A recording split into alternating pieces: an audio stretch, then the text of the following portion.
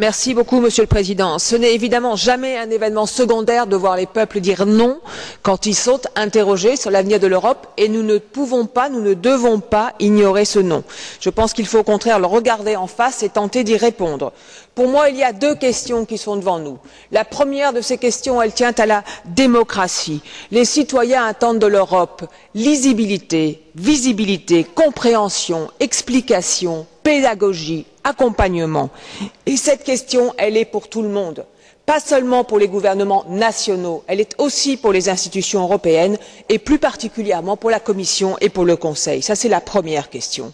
Et la deuxième question, pour moi, elle touche au sens de l'Europe, à son âme, comme disait Martin Schulz tout à l'heure, à sa raison d'être. Pourquoi avons-nous fait l'Europe? Eh bien, ceci, ça ne peut pas se résumer à la seule question du marché. Nous n'avons pas fait l'Europe pour la seule concurrence. Nous sommes ensemble pour des valeurs. Nous avons un projet de société. Nous avons un modèle de société économique, social, durable, humain. Et ce modèle, il mérite d'être assumé, porté et défendu. C'est cela qu'attendent nos concitoyens.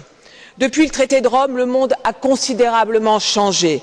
Nous devons repenser, refonder le projet européen pour qu'il réponde aux crises que nous avons devant nous. Aujourd'hui, crise financière, crise des produits alimentaires, crise de l'énergie, mais aussi aux problèmes considérables qui sont devant nous. Comment demain créer, concevoir une croissance qui soit plus qualitative, plus durable, plus juste?